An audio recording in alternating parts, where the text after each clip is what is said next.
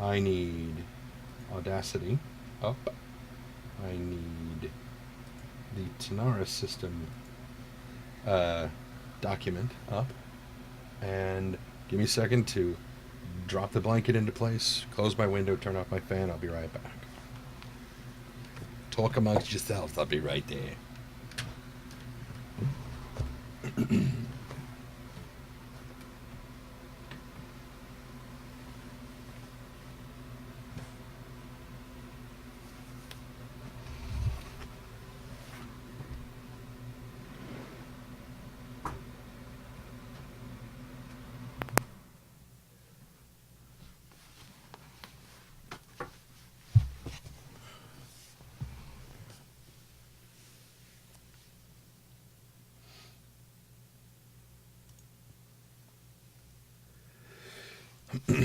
Okay. So, are we set over there? Yes, more or less. Okay.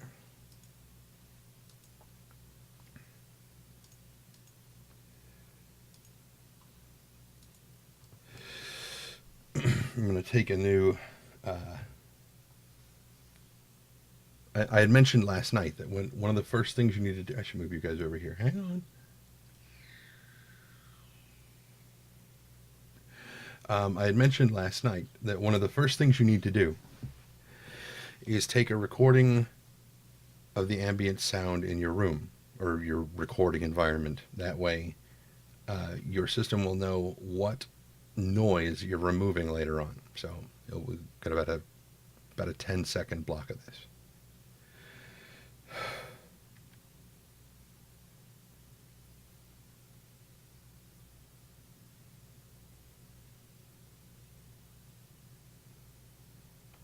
And of course, there's a plane flying overhead when I do it. Fortunately, these are double paned windows, so you don't hear it that much. Noise, you guys probably can't see these windows that are popping up in the front. Damn it. But that's okay. All right, so I have not, much like last night, I have not pre-read this particular document for the Tanara system. So there will be lots of mistakes in this. I should probably also consider changing my the label on my on the thing because I'm not doing Star Citizen. So we're now um,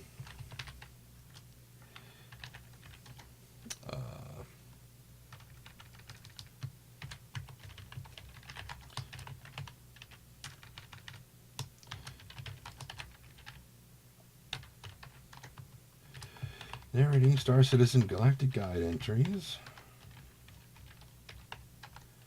with Audacity.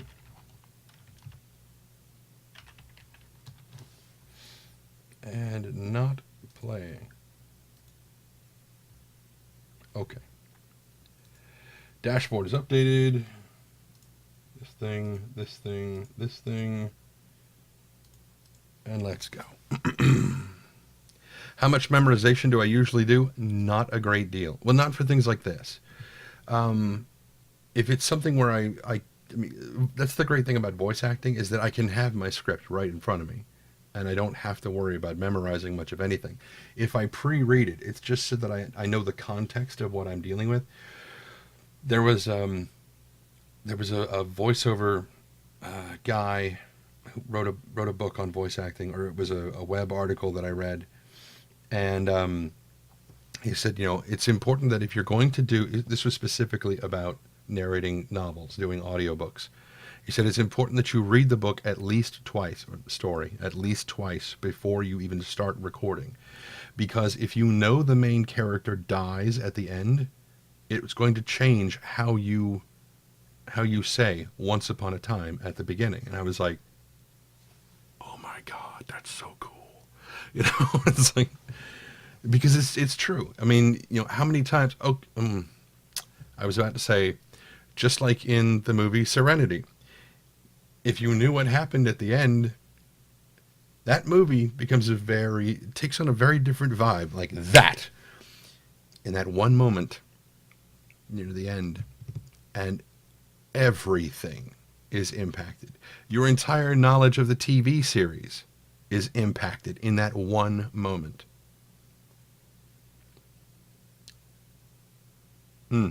Anyway, so let's try this thing here.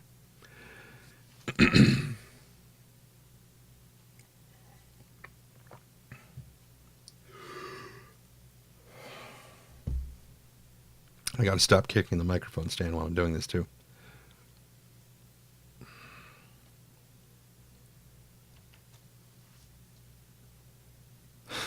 And I immediately want to yawn. The Tanara System, Bethor. The rocky heart of the frontier. Tanaris is best known as one of the systems of Keller's Run, and it allows transport crews a way to avoid transit through the pirate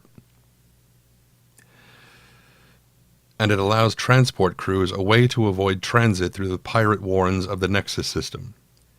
It's a questionable bargain, though. Tanaris is free of... What? That sentence, there shouldn't be an apostrophe there.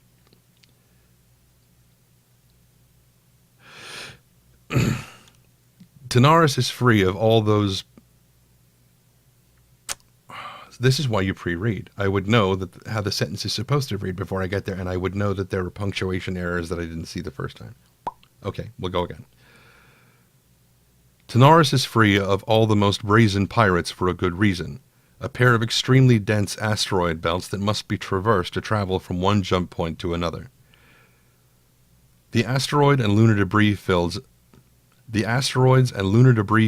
Tanara system have proven an early graveyard for many pilots who did not have the skill to negotiate such hazards. Higher, pirates, higher. Tanaris itself is an A-type main sequence star, blue-white in appearance. It was discovered in 2401 by the famed UNE survey ship Mythic Horizon. Tanaris' discovery was routine, done almost in passing. The system is considered... The system is considered non-viable. Was. The system was considered non-viable at the time, with only a single high-risk candidate for terraforming. Further, the star's location offered no visible strategic advantage at the time, and raw resources were rated low to middling. Ooh, that's mean. That's just mean. The system's initial exploration was the site of a minor tragedy. One of the Mythic Horizon's survey boats was lost with all hands in a meteor strike.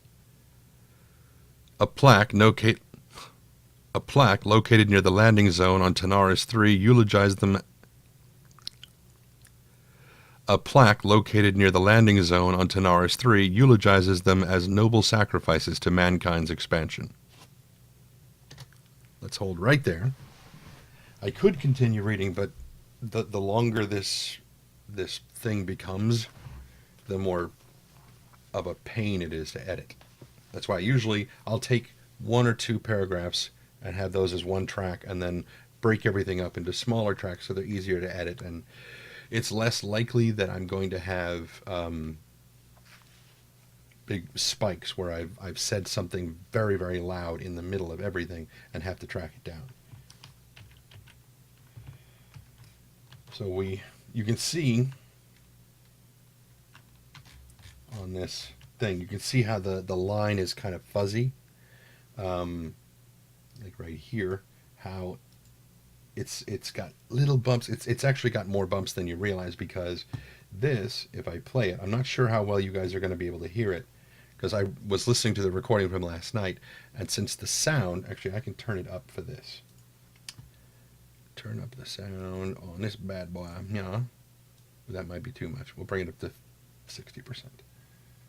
Let me know if this is too loud. But this is what the ambient room noise sounds like to this microphone. This is what the ambient room noise sounds like to this microphone. So you can hear that hiss in there, I think. And I immediately want to yawn. But if we go through and we hit the noise removal again, you can see how the line suddenly becomes flat. There's nothing to it. You'll probably still be able to hear the click from when I hit the button, but now the room will sound silent. Okay. So what we do is, I don't think I have my... The other thing that I usually do is I get a half a second of silence and I keep it in my copy paste buffer. Copy. This way, whenever I get to a large chunk of noise like this, especially one that has a click in it or a breath sound, I do that and it's gone. Now there's a half a second of silence there, and then you'll hear me laughing about the fact that I want to yawn. And I immediately want to yawn. So we know that that's all that this is. So we do this, paste in the silence. The Tonara system, Bethor. And then we go through and we start editing out individual pieces of breath sounds, long silences, areas where I flub something up or start talking to you guys. Bethor, the rocky heart of the frontier. Tanaris is best known as one of the systems of Keller's Run. And sometimes I'll have to zoom in really tight to get to the level of detail where I can pull things out. Rada, hey, welcome. Welcome to me making a Star Citizen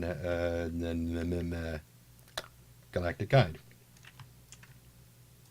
Tanaris is best known as one of the systems of Keller's Run, and it allows transport... Now, I took out the breath sound. The problem is now you've got a half second of silence in there. This was something I mentioned last night in the recording that I did then. When you have breath sounds in there, it sounds fine for humans, but remember, this is supposed to be an AI. Now, I know that, as I said last night, speech synthesis right now is actually pretty good. And I imagine that in 900 years, it will be far, far better. Now, are we ever going to get to a point where we want AIs to sound so human that we program them to take breaths at certain points so that we can hear them breathing and it makes them seem even more human still? Is that a part of speech synthesis that we would want to go through?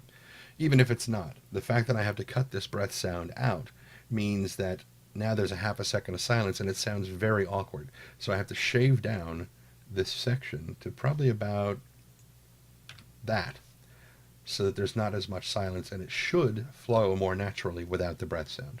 Tanaris is best known as one of the systems of Keller's Run, and it allows transport crews a way to avoid transit through the pipe. That's too tight. Okay. So let's undo that, and we will give it a little bit more silence in between. Tanaris is best known as one of the systems of Keller's Run, and it allows transport crews a way to avoid transit through the pirate... And it allows Oh, God. I hate it when I do this. And it happens a lot with the word and. I will back up to the word and start again. And sometimes in the previous sentence, the word and is intermixed with the word before it. So it makes it very difficult to separate these things. I think that's it. Crews a way to avoid... No, maybe it's this. Transport crews a way to... Maybe this is it. And it allows thank God.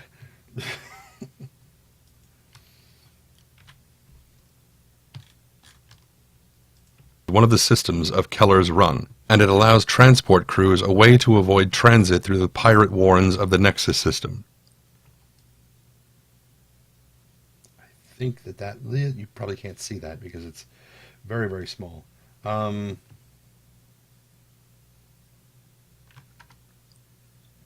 No? Okay. Of the Nexus system. It's a questionable bargain, though. Tanaris is free of... What? This what? Bargain, though. Wait a minute. System. It's a questionable bargain, though. Breath sound right there. Take that out. Bargain, though. Tanaris is free of... What? What? That sentence, there shouldn't be an apostrophe there.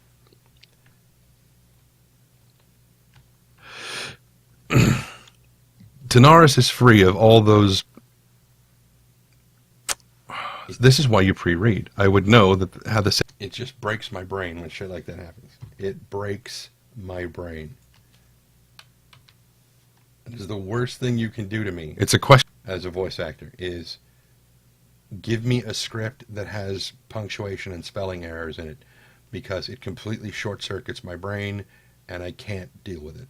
I need to figure out a way to correct it or something before I'll be able to go past it. It's a questionable bargain, though. Tanaris is free of all the most brazen pirates for a good reason. A pair of breath.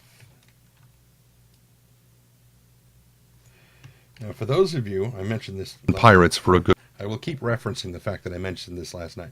For those of you who have ever thought about doing voice acting or audio engineering, be prepared for the fact that you will have to listen to this stuff over and over and over and over and over and over and over again while you're doing it. Pirates for a good reason. A pair of extremely dense. Shave that down just a bit. And pirates for a good reason. A pair of extremely dense asteroid belts that must be traversed to travel from one jump point to another.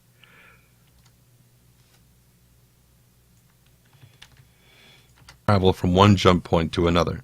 The asteroid and lunar debris fields. The asteroid and lunar debris fields. No, fields. One jump point to another. The asteroids and lunar debris fields of the Tanaris system have proven an early graveyard for many pilots who did not have the skill. This can be tricky. There is no break there, but I put one in, so I have to nudge this down really tightly. An early graveyard for many pilots who did not have the skill to negotiate such hazards.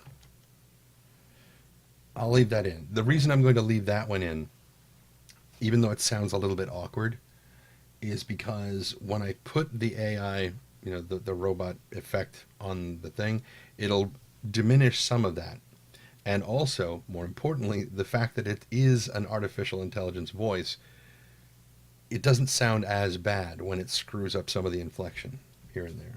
An early graveyard for many pilots who did not have the skill to negotiate such hazards. Hire, pirates, hire. I figured that's what that was. And I'm not leaving that in there.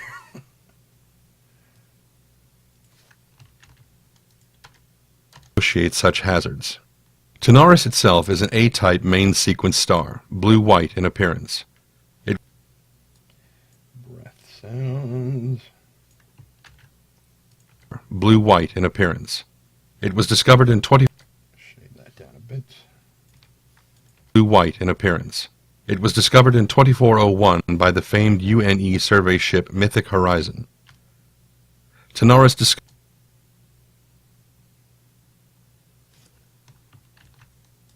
Mythic Horizon. Tanaris discovery was routine, done all. See there? That's where the apostrophe should have gone. And it was there in the document. It is there in the document. The apostrophe that screwed me up earlier in the first paragraph, it's not supposed to be there, but on this word it is supposed to be there. I think that's what happened. I think there may have been a copy paste thing going on, and the previous apostrophe did not get removed. Oh well. Mythic Horizon. Tanaris discovery was routine, done almost in passing. Almost in passing. The system is considered. Yes, I heard the flub. I know it's there. Coming. The system is considered. Oh. The system is considered non. In this one, I looked at the word non-viable, and I don't know what the hell I thought it said, but it didn't read the first time in my brain as non-viable. I think it said invaluable, which didn't make any sense. Done almost in passing. The system is considered non-viable. That is, was. The system was considered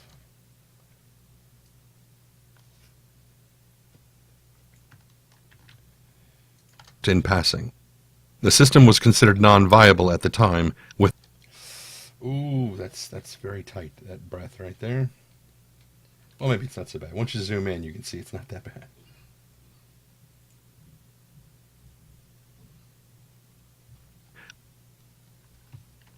There are times that I wish my housemates did not wear heavy shoes. They go walking up and down the hallways. The system was considered non-viable at the time, with only a single high-risk candidate for terraforming.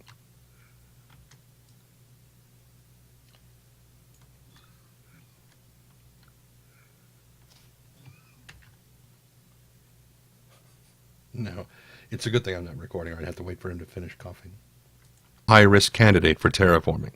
Further, the star's location offered no visible strategic advantage at the time, and so you get to a point where you can see this shape and you know it's a breath.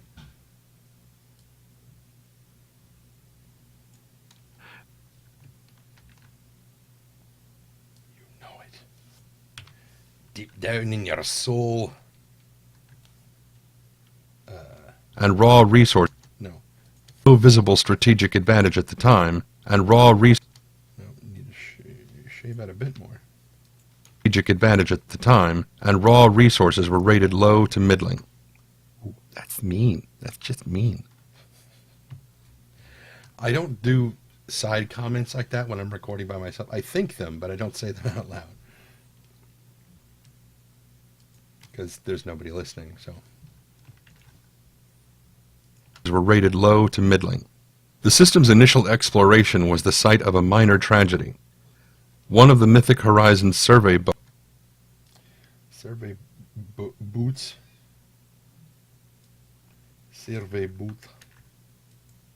Exploration was the site of a minor tragedy.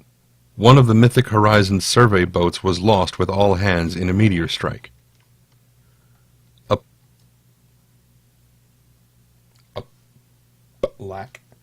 A plaque is what you're trying to say, Tren. A plaque, and then you screw it up. Hands in a meteor strike. A plaque located on Tanaris 3, and then I screw up on the word eulogizes.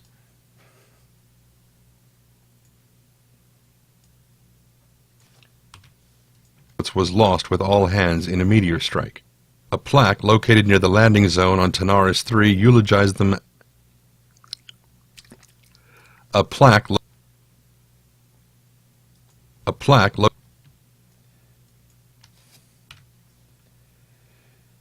Meteor strike. A plaque located near the landing zone on Tanaris 3 eulogizes them as noble sacrifices to mankind's expansion. Minor. A minor tragedy. Although I suppose it could also be a minor tragedy if they were minors. So that is the completed first part of this thing. Sort of. There was a part that I forgot. Sort of. I need to open recent files.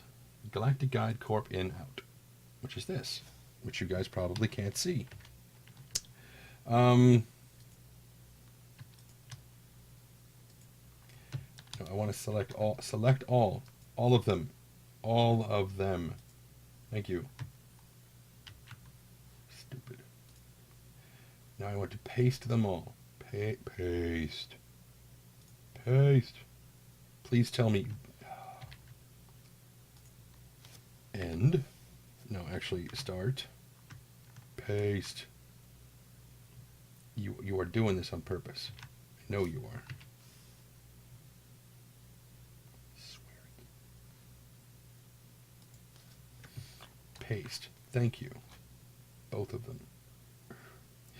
Now, these two are the Galactic Guide intro and outro that I use for either star systems or for corporate portfolios. The intro for both sounds like this. Welcome to the UEE Central Library Database. Galactic Guide selected. File entry. Or, welcome to the UEE Central Library Database. Corporation data selected. File entry.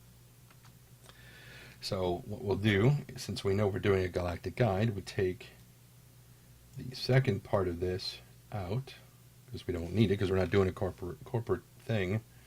And we scoot this way up here like that, and we mute it, because we don't actually need it right now. Actually, we do kind of need it.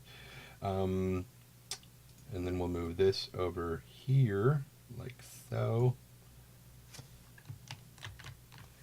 And now we'll take this one, which is a little bit different, because this is the outro. End of entry. Thank you for visiting the UEE Central Library database. Now what we do is we take this one. Since this one is one we don't need for a while, I'm going to take it, I'm going to put it way up here, and we'll mute it so that we never hear it. But you want me to voice your AI? Okay. But we don't need that until we're finished recording everything.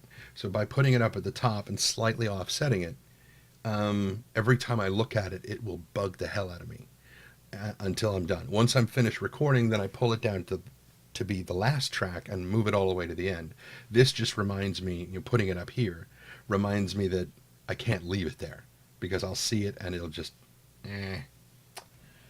So, we now need to make this, the Tonara system, sound like this.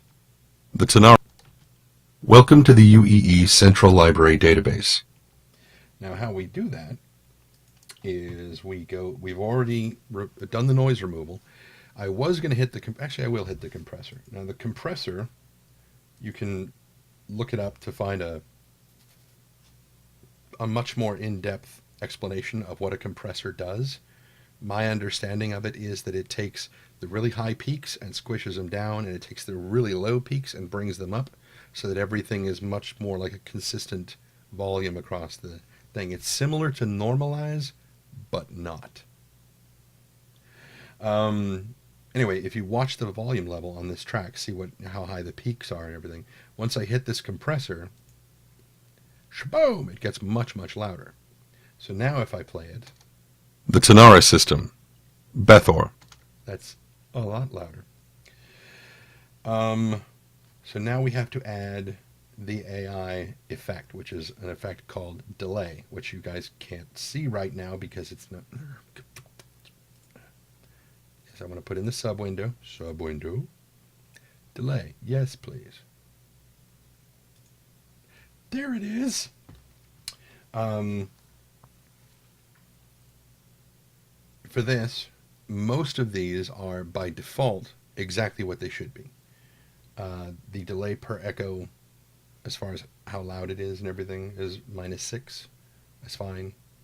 The echoes are not that far, but we want to change the delay time in seconds, because I don't want it to be like, well, I'll show you what it would be. If I put this to 2, oh no, I'll just put it to 1, no, I'll put it to 1 second, and you will see, I'll just, this is going to be awful. It'll sound like this. The Tonara system, Bethor, the Tonara system, the rocky heart of the frontier, Tonaris is best known. That is what we call wrong. However, if you change the delay to 0.01,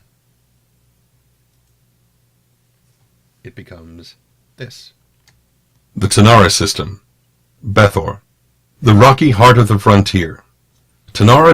The problem is, you've basically got 5 copies of my voice talking almost right on top of each other.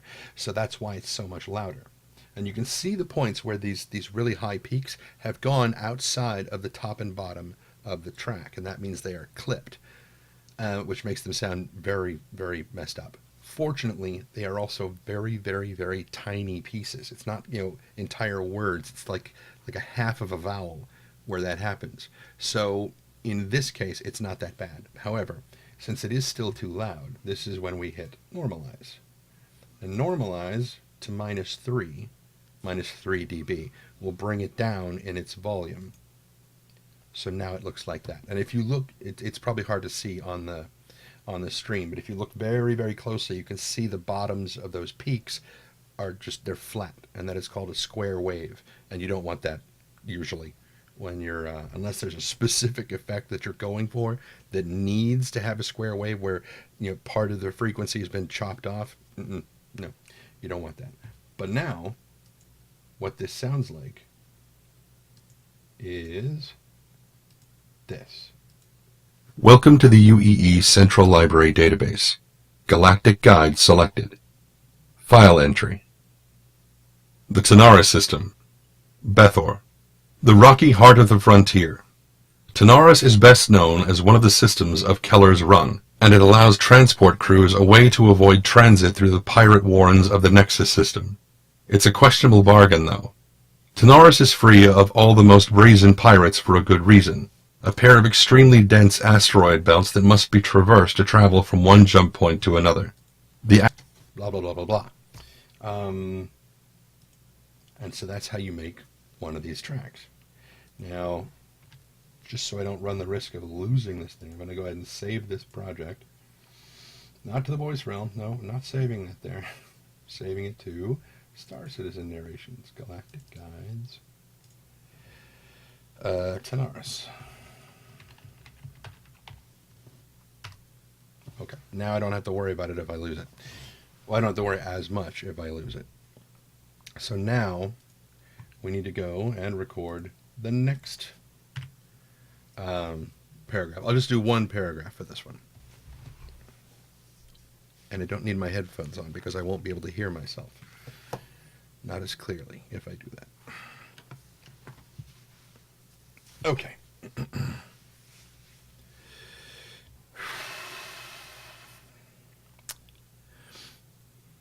Let me pre-scan this real quick.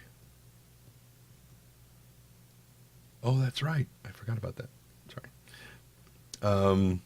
For those of you who have played any of Star Citizen yet, this next paragraph will be pretty interesting to you if you've played Arena Commander at all.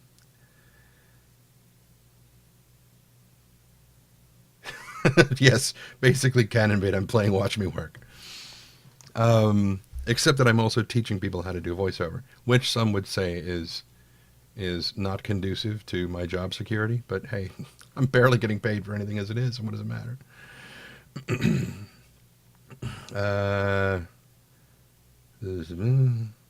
Oh, good. There's lots of, corporate names in here. Deserte, hello, welcome. All right, so here we go. Arena nuts? That's what they're called? Oh, my God. All right.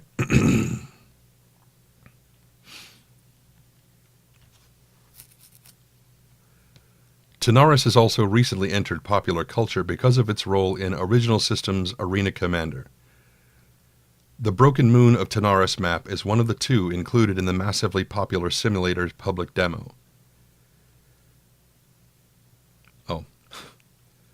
The setting pits players against one another in a debris field near Tanaris 2.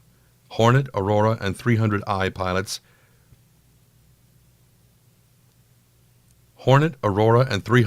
pilots dodge flying rocks and massive pulsating terraformers as they fight it out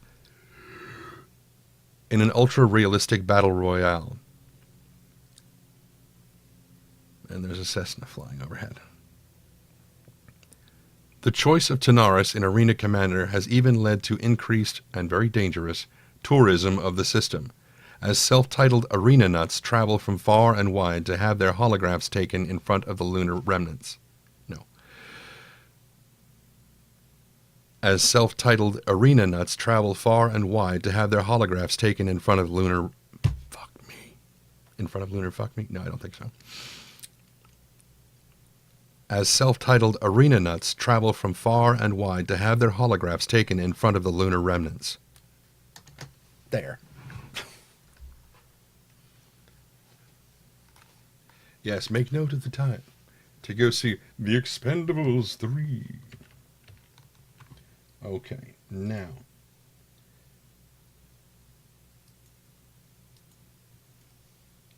This is what it sounds like if you go from what we just worked on to what we're currently working on, and you can hear the the room noise again. Sacrifices to mankind's expansion. Tanaris is also... And me scratching my beard. It's a really good mic. I like my mic. Sometimes it's an unfortunately good mic, and it picks up a lot of sounds I don't want people to hear, but yeah.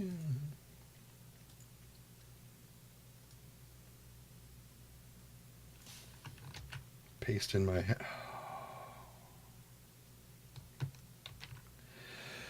Remember, I did that thing that I did that one time, and I don't have my half second of silence in my copy paste buffer anymore, because what's in there now is this. Welcome to the UEE Central Library Database. So let's hope that this is a half second of silence. Well, this would be a second and plus of silence, but we'll see. There's a breath sound in there. Damn it.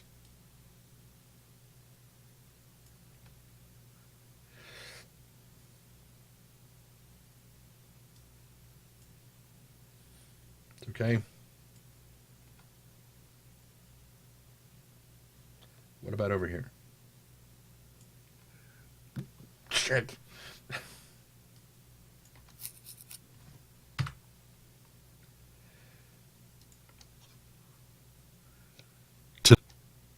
Crap. Let's see if there's a half second silence anywhere up here. There might be. There might be at the end of this. Yeah, I think this will do.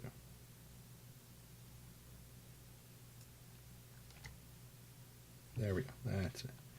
I almost always have one somewhere in my document. I just need to find it. Okay, now...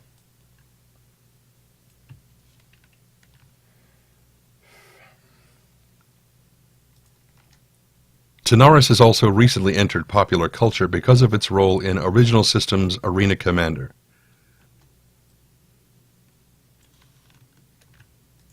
Arena Commander. The Broken Moon of Tanaris map is one of the two included in the massively popular simulator's public demo. Oh. Included in the massively popular simulator's public demo. The setting pits players against one another in a debris field near Tanaris 2. Hornet. The only reason that I don't make a separate file for that half second of silence is that it's not actually silence. If I were to, because if all I needed was a half second of actual silence, up in the you probably can't make out the text, but one of the menu options up there is generate, and under that is silence, and it pops up a little window, and you tell it how much silence you want, from 0.001 seconds all the way up to as many seconds of silence as you want. It would not be a question of generating a pulse of silence. The problem, or the reason that I don't do that, is because what I'm actually pasting, that is not actually silence. What it is the sound of this room with the ambient noise removed.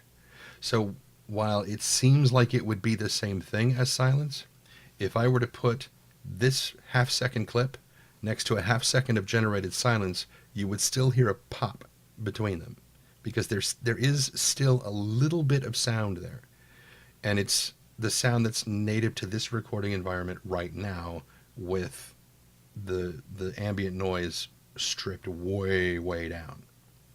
So that, and every time I do this, I have to, I mean, the ambient noise changes slightly in the thing. It depends on, if there's if somebody's got a fan running in the other room, it's going to be something that, while you may not necessarily hear it clearly, especially not while I'm talking, but it is there. Or if somebody is, if my housemate is working on his aquarium, and he's got the lid off, and he's got this huge saltwater aquarium out there, it has some very, very large pumps on it. And if he's got the lid off, you can hear it throughout the entire house. So the environment changes every time I have to record. Every time I start this program up again, I have to take a new sample of the ambient sound and then generate that new second of silence, or half second of silence. So besides the fastest way, if I were going to do that, if I were going to, the other reason that I don't do that is that it would be faster just to record 2 seconds of ambient noise, hit the noise removal filter, copy, I've got my half second. So it's a great idea. It's just, it's unnecessarily complicated for this particular thing. The Broken Moon of Tanaris map is one of the 2 included in the massively popular simulator's public demo.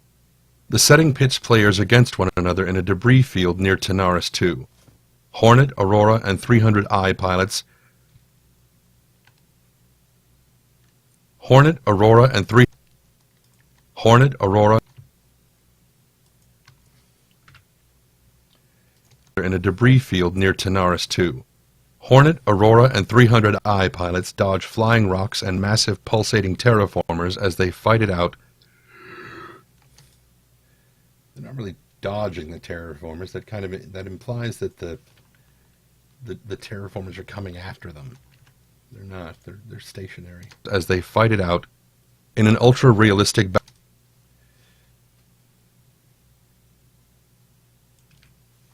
Terraformers as they fight it out in an ultra-realistic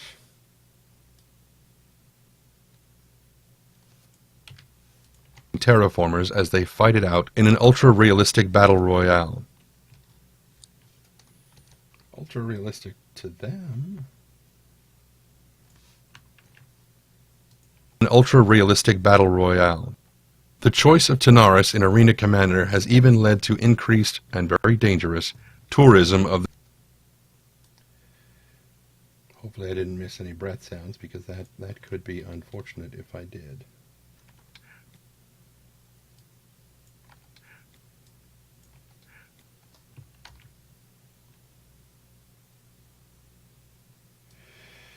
Back to about there. I think that might be too much. The choice of Tanaris in Arena Commander has even led to increased and very dangerous tourism of the system. That's too much.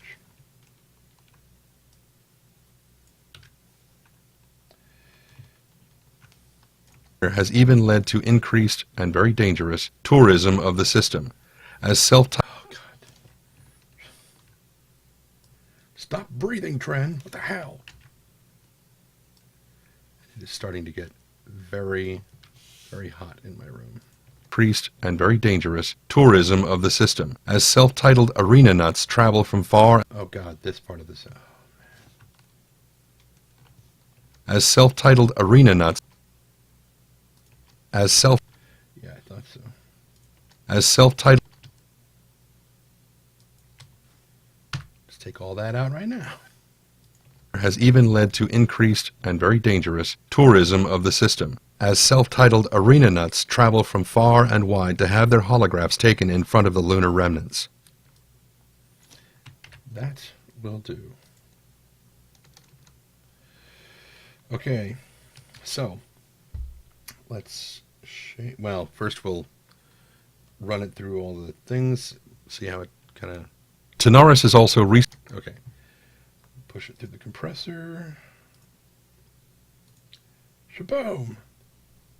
Now, you see at the very beginning here how this peak almost reaches the top of the track, and this one does reach the bottom of the track. This one is pretty close, and this one back here. Once I hit the delay effect, which is what makes it sound like an AI, those are going to push past the thing, because it's my voice times 5. And now we normalize to bring the volume down, and it should. I will probably also so it should be ready to go, but when I play this, what I'm going to be listening for now is the gap between the previous track and this one, because I don't want them to sound too far apart. This is to Mankind's expansion. Tanaris is also recently. See, that's too long of a break. We need to shave that down to about here, I think. them as noble sacrifices to mankind's expansion. Tanaris has also recently entered popular culture because of its role in Original Systems' Arena Commander. The Broken Moon of Tanaris map is one of the two included in the massively popular simulator's public demo. The setting pits players against one another in a debris field near Tanaris 2. Hornet, Aurora, and 300i pilots dodge flying rocks and massive pulsating terraformers as they fight it out in an ultra-realistic battle royale. The choice of Tanaris in Arena Commander has even led to increased, and very dangerous, tourism of the system, as self-titled arena nuts travel from far and wide to have their holographs taken in front of the lunar remnants. Okay. Go with that. That's fantastic. That is. Okay. I need to...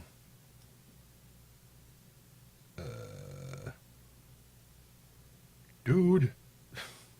No. I'm going to have to adjust my... I'll show you the problem I'm having. Come here. The problem I'm having is, you see this? This is the document that I'm working from. Now, I did have it here while I was reading it, but the problem is that you guys are taking up this section of the screen. Since I'm about to start reading this section here, and it goes into this section over here, I can't see it because you guys are in the way. So, what I'll have to do is this, and bring this over, yeah. There. Now we can do it. It'll be fine.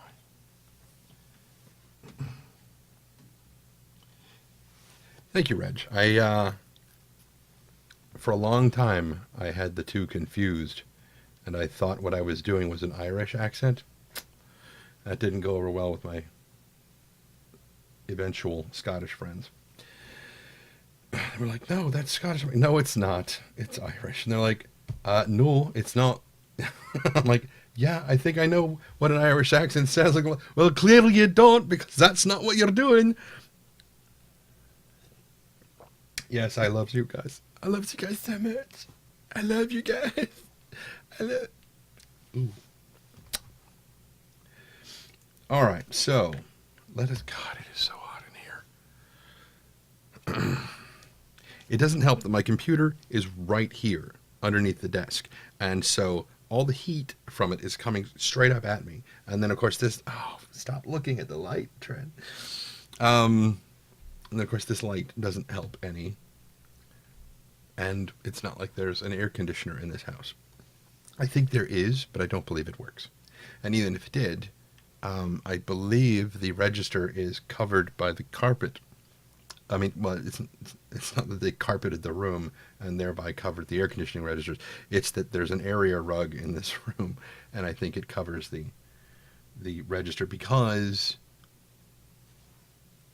the air conditioner doesn't work. So why not cover it up, right? Don't bother to fix the air conditioner. Just cover all the registers. Anyway, where were we? Right, we were about to discuss Tanaris 1, which means I don't need these. That's the other reason I'm getting so warm, is because I've got my headphones on, and they keep pushing the heat back into my... Okay, Tanaris 1.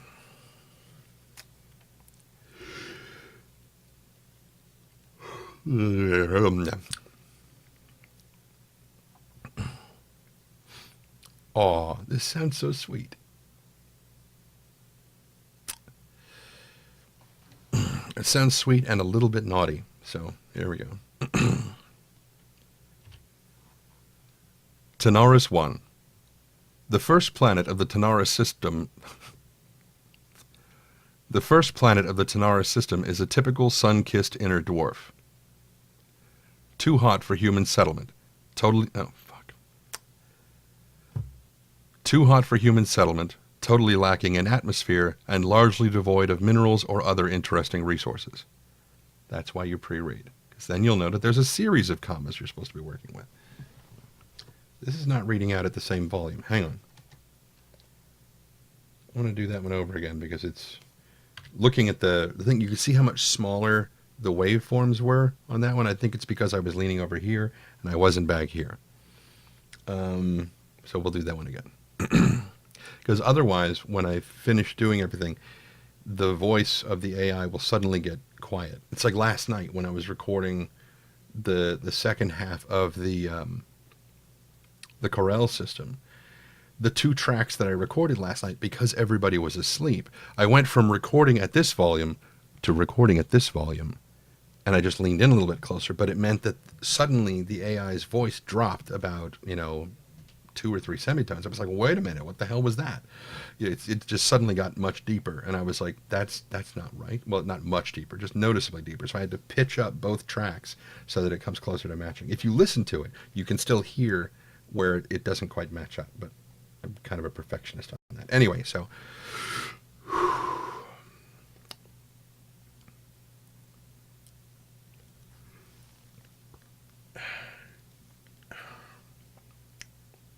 yawning every time. I mean, it's good to yawn when you're doing voiceover, not while you're doing it, but it stretches out the muscles in your face, and it's good.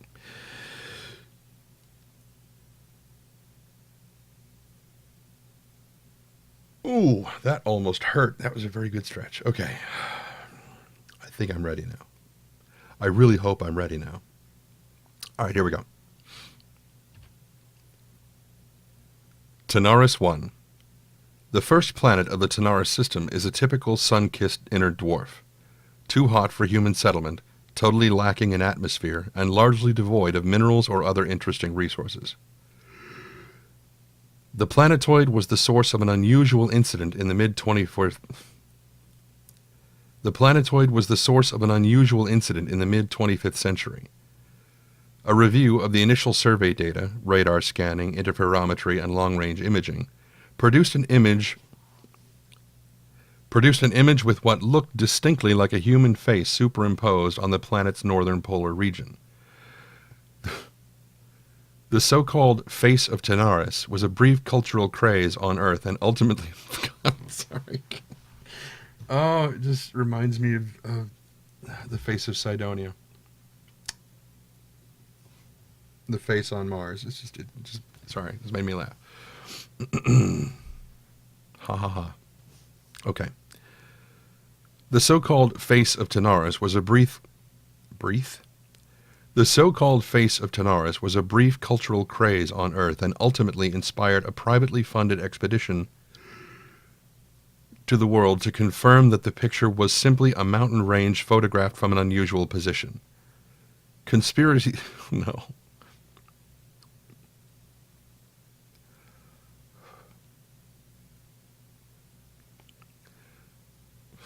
Stop laughing, Trent. It's not funny. It is funny, but it's not funny. I'm not saying. I'm just saying. Conspiracy theorists continue to insist that the government is covering... No! Damn you, Ben Lesnick. I presume it was Ben that wrote this. I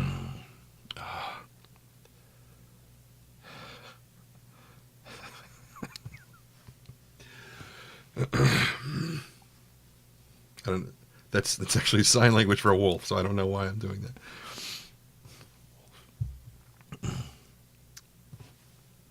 There we go. Become an artificial intelligence. Named Cortana. Thank you, Rowdy Beast, for that image. Conspiracy theorists continue... Slow down, Trent. Conspiracy theorists continue to insist that the government is covering up evidence of an alien civilization living there, despite the ready proof that sentient species exist throughout the galaxy today. That was really, really rough. For the record, I would have been laughing like that even if you guys weren't watching. So. Oh, goodness gracious, Mary God, blah, blah. I'm sorry. I know they're contagious. I'm sorry. I'm not sorry. I'm really not. I don't know, man. I don't know. I just... Well, I think the method by which they expect me to do that is they think I'm a professional, which clearly, yes, I'm very mean. Okay, noise removal. Oh, I almost clicked noise profile. Oh, god damn it, Fox. Now I'm contagionizing myself. Because of you.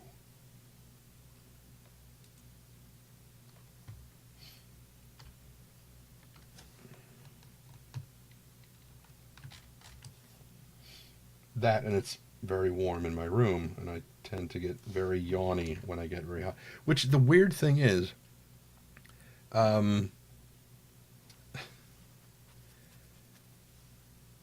even though when it gets very, very hot, I get very, very sleepy, I can't sleep when I'm hot.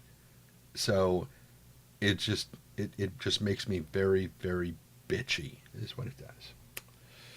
Yes, very, very bitchy indeed. Okay, let me make a little adjustment of yeah, okay. So that's Tanaris 1. Okay. Tanaris 1. Yep. We'll note we only have 14 people watching. 15. Oh, 15. I'm sure number 15 won't stick around for right. Tanaris 1. The first planet of the Tanaris system is a typical sun-kissed inner dwarf.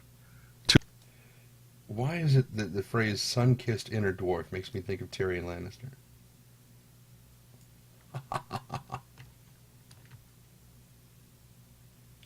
and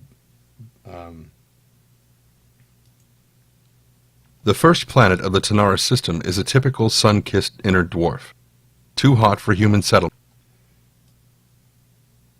And Mr. Dinklage, if you're watching this, I love you. And I'm very curious to know, to learn all of your vegetarian recipes. I mean, I'm not a vegetarian myself, but there are some vegetarian recipes that are absolutely delicious, and I would love to try. The first planet of the Tanaris system is a typical sun-kissed inner dwarf. Too hot for human settlement. Totally.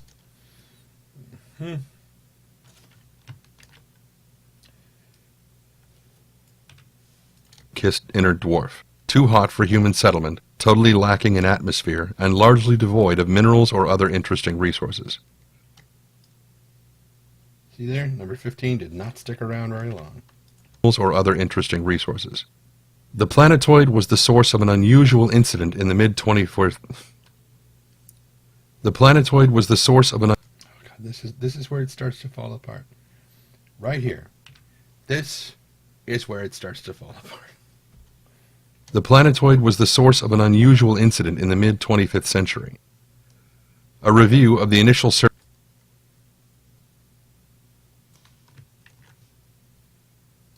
incident in the mid-25th century. A review of the. Whoa, what was that? Incident in the mid-25th century. A incident in the mid-25th century. A review of the initial survey data, radar scanning, interferometry, and long-range imaging, produced an.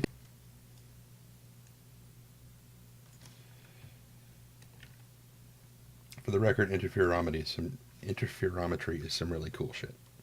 Interferometry and long-range imaging produced an image. Just so you know. Produced an image with what looked distinctly like a human face superimposed on the planet's northern polar region. Here's where it really starts to break down. Interferometry and long-range imaging produced an image with what looked distinctly like a human face superimposed on the planet's northern polar region.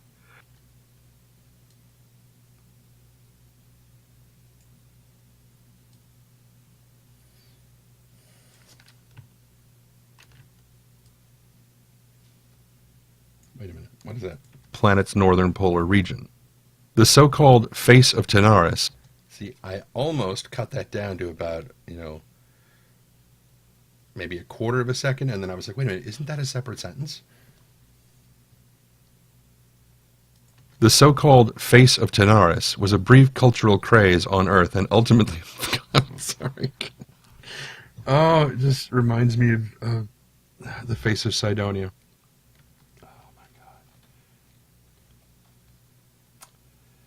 Okay, let's just cut all that out rather than listen to it again and wind up falling into another laughing fit. The so-called face of Tanaris was a brief. Wait a minute. Wait. The so-called... Okay, it is, all right. Human face superimposed on the planet's northern polar region. The so-called face of Tanaris was a brief... The so-called face... Hello, Angra. Angra. The so-called face of Tanaris was a brief cultural craze on Earth and ultimately inspired a privately funded expedition to the world to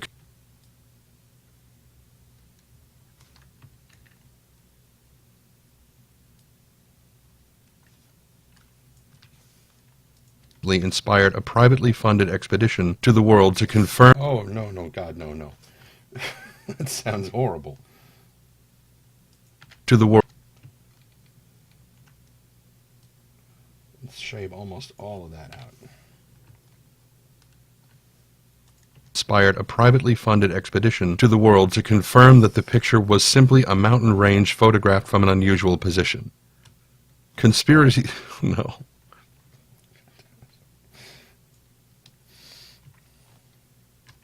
Conspiracy... No.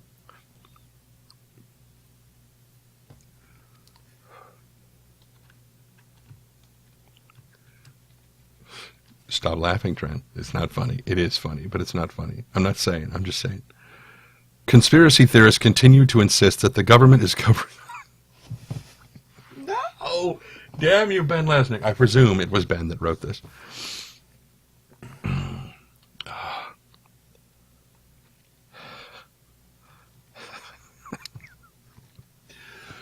I don't... That's actually sign language for a wolf, so I don't know why I'm doing that.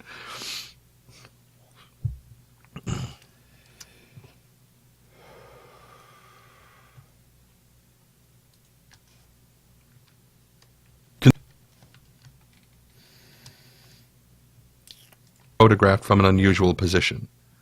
Conspiracy... Oh, there's a breath. God damn it.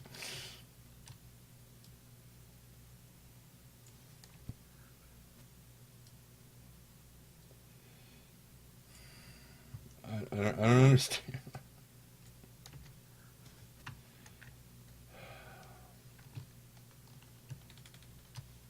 That the picture was simply a mountain range photographed from an unusual position.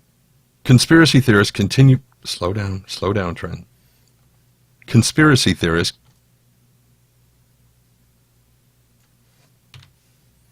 from an unusual position. Conspiracy theorists continue to insist that the government is covering up evidence of an alien civilization living there, despite the ready proof.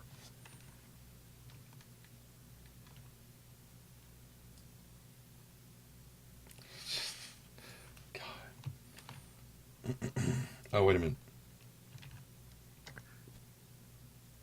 Living there.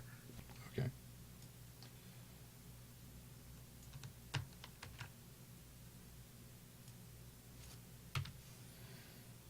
An alien civilization living there, despite the ready proof that sent... That's a little bit too little. Let's go here. An alien civilization living there, despite the ready proof that sentient species exist throughout the galaxy today. The worst part of that is, if you listen to that, well, you guys having watched me do this, from now on, every time you listen to that last sentence right there, you will be able to hear the fact that I'm smiling when I say it. That sentient species exist throughout the galaxy today. Because it's just, oh. Okay, so...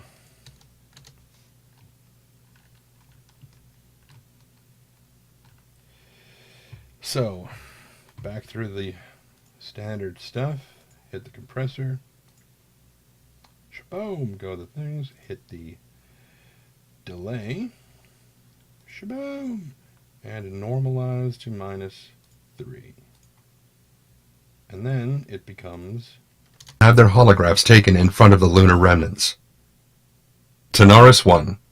The first planet of the Tanaris system is a typical sun-kissed inner dwarf. Too hot for human settlement, totally lacking in atmosphere, and largely devoid of minerals or other interesting resources.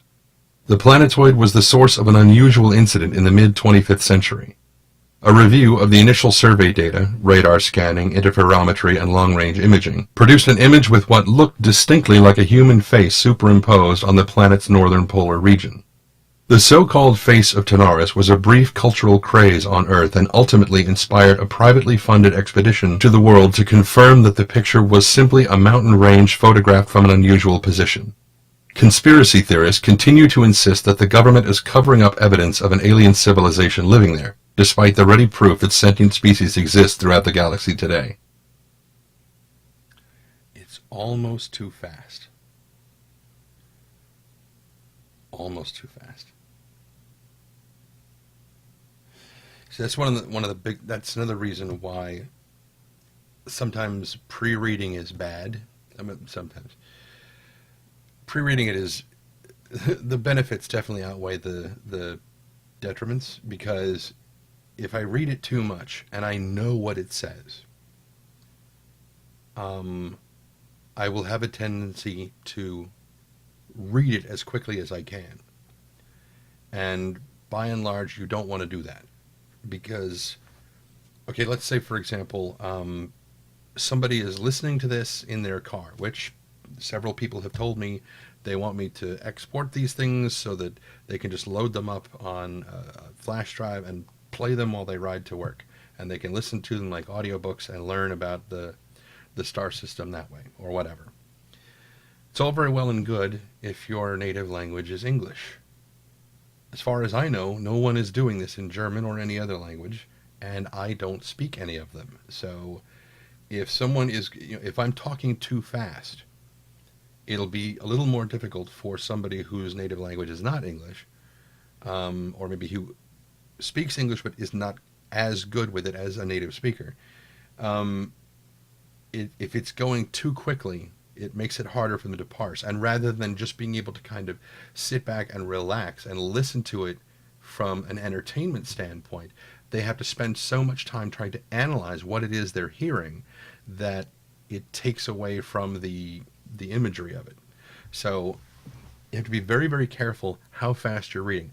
One of the first pieces of advice I was ever told when I started doing this sort of thing is, when you think you're reading too slowly, slow down, because I guarantee you you're not. And another friend of mine came to me recently and asked me, he said, I just started doing this, this thing. Can you listen to this narration that I did and tell me what you think? And the kid was reading, I swear he must have had like 5 cups of coffee right before he read it, because we're both native English speakers and I could barely understand him because he was reading it so fast. And I was like, you need to go back and slow it down. And he's like, well, I was reading really slow. I'm like, no, you weren't. It is not the reader who sets the pace, or the person who's narrating. It's the customer's expectation is what you have to do. And just because you know the story and you can just read through it as fast as you can, don't do that. Slow down. You aren't doing an information dump on them. You are painting a picture in their mind, and you don't do that with a spray gun. You do that with a very nice, very expensive sable hair brush, and you do it one stroke at a time. So just to get all analogy written on you, slow down. So yeah, that's a little bit fast. I'm trying to figure, I think, let's see, we're halfway. God, is it only halfway through? Because I usually do this until 3 p.m., which it is now 1:30 my time. So that means I've got a little less than an hour and a half. I'll say about an hour and 15 minutes. Because I have to cut this stream early so that I can shut down Skype and restart the camera because, well, I have to shut down OBS, obviously. And then I have to shut down Skype and restart it so that Skype can take control of the webcam. Because until Geekdomo has the feed from my webcam, he can't put our pictures where they're supposed to go for the StarCast stream after I finish this stream of mine. So I have to usually stop about 15 minutes early on Thursdays. But we only have 1, 2, 3 paragraphs left to go, so I can probably finish all of this in the hour and 15 minutes we have left. So let's go for that. No can do, I can't go for that. Hall and Oates, for those of you who are as old as I am, which is probably none of you. Okay, so we are now going to read about Tanaris 3 and the asteroid belt. Wait.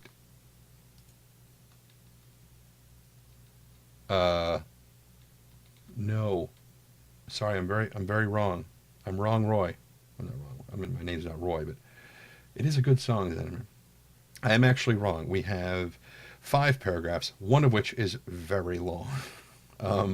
Because I forgot about Tanaris 2. I read Tanaris 1. I did not read Tanaris 2 and the asteroid belt.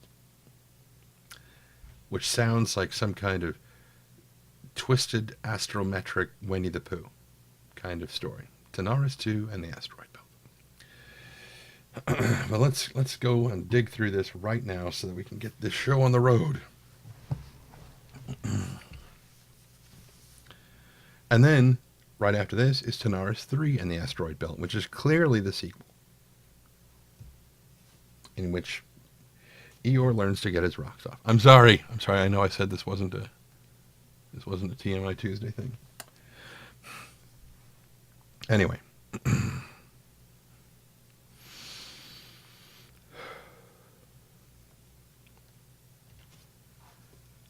Tanaris 2 and the asteroid belt. Now best known as the site of the Broken Moon, Tanaris 2, like so many other planets,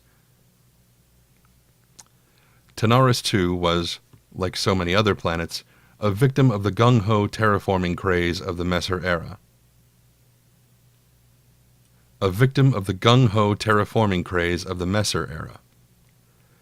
A coreless world just inside the system's green band, Tanaris 2 was initially classified as a poor choice for terraformation and colonization. But with a government more concerned with we can than we should,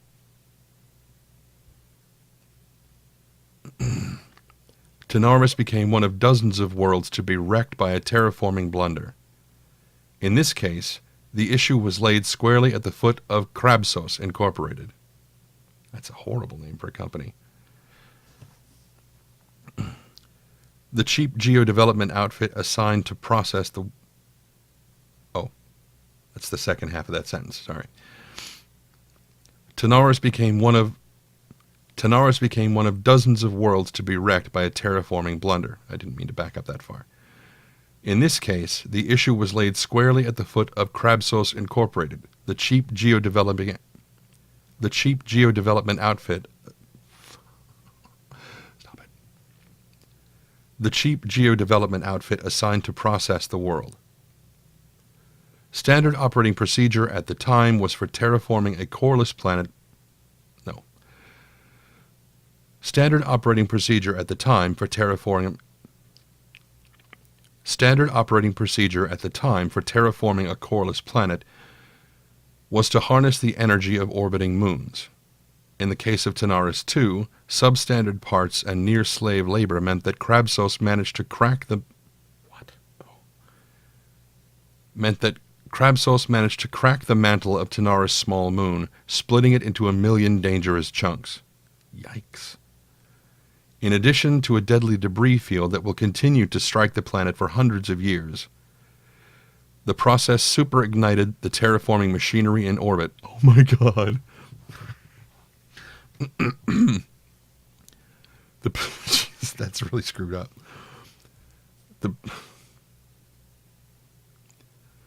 The process superignited the terraforming machinery in orbit.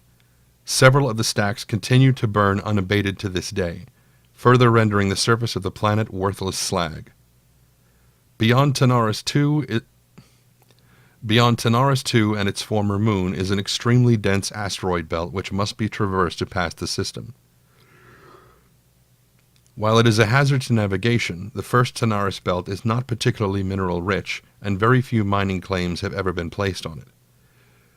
The best of the best smugglers consider it to be a good place to hide, and the occasional top-level pirate will set up an ambush point in the belt. But even these types frequently find themselves the victim of rock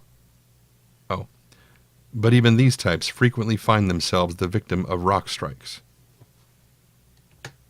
Okay. That explains why when you're flying around in Arena Commander and you're on the Broken Moon, that explains why the terraforming units are just and they're just, okay. It makes more sense now.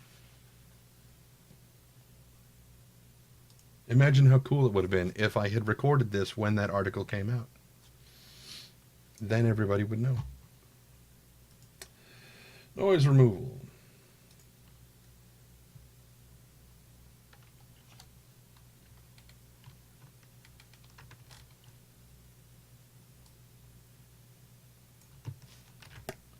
Okay. Tanaris II and the Asteroid Belt. Now best known as the site of the Broken Moon, Tanaris II, like so many other planets, Tanaris II was, like so many other planets, Tanaris II, like so many other planets, now best known as the site of the Broken Moon, Tanaris II was, like so many other planets. It almost sounds like I'm speaking in a higher register there, which I might be, but the compressor will help that a bit. Tanaris II was, like so many other planets, a what? Alpine? Who was, like so many other planets, a victim of the gung-ho terraforming craze of the Messer era. A victim of the gung-ho.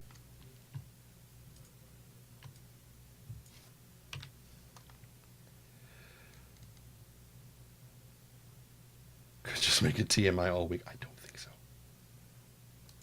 The Broken Moon, Tanaris II was, like so many other planets, a victim of the gung-ho terraforming craze of the Messer era.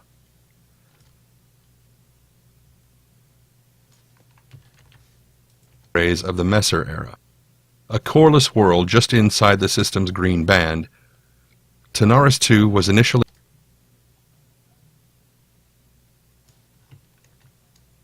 system's green band, Tanaris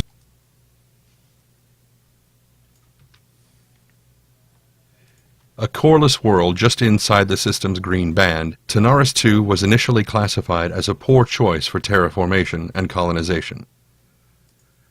But with the government...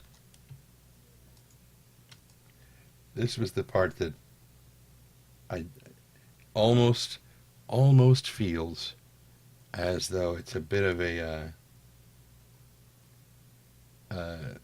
knock on the Obama "yes we can" thing. Colonization. But with a government more concerned with "we can" than "we should," that's why I was like, ooh. And colonization. But with a government more concerned with "we can" than "we should,"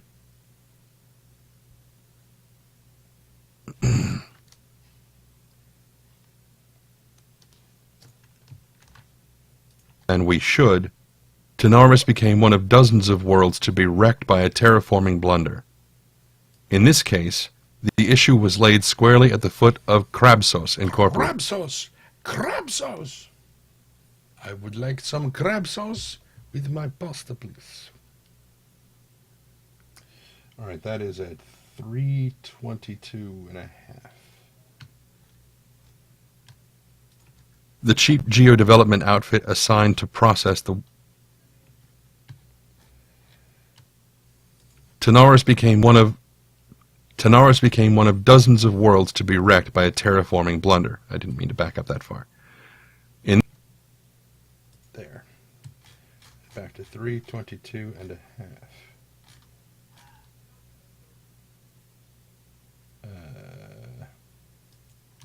Let's back up to here. Tanaris became one of dozens of worlds to... In this case, the... Tanaris became one of dozens of worlds to be wrecked by a terraforming blunder. In this case, the issue was laid squarely at... Is it in-game content in the making? Sort of. Not... I mean, while it is official in-game content, it is not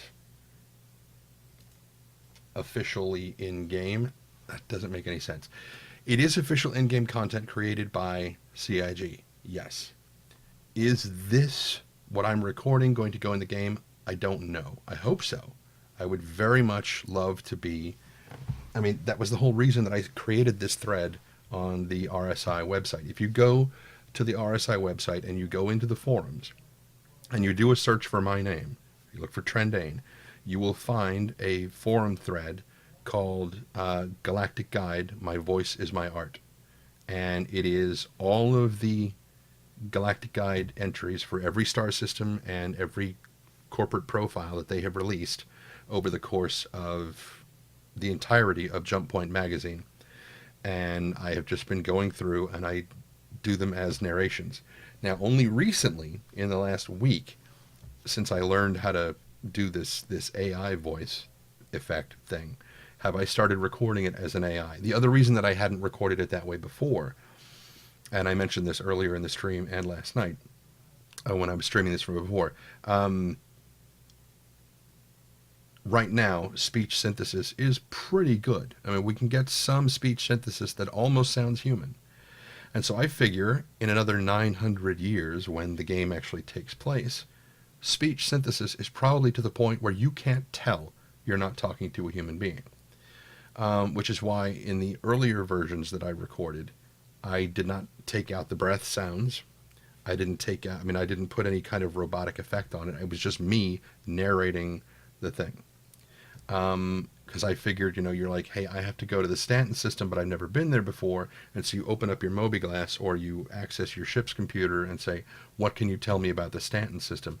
And it plays the Galactic Guide entry for the Stanton system and tells you everything you need to know about it. Then, about, I guess, probably a week or two into the posts, another one of the users was like, hey, I downloaded these things and I put this kind of cool computer voice effect on it, and it sounded really cool. And then, some other people were like, you should totally remove the breath sounds if you want it to sound like an AI. And then I was thinking, that's one of the things that I was talking about. Thank you, Zelfos, by the way.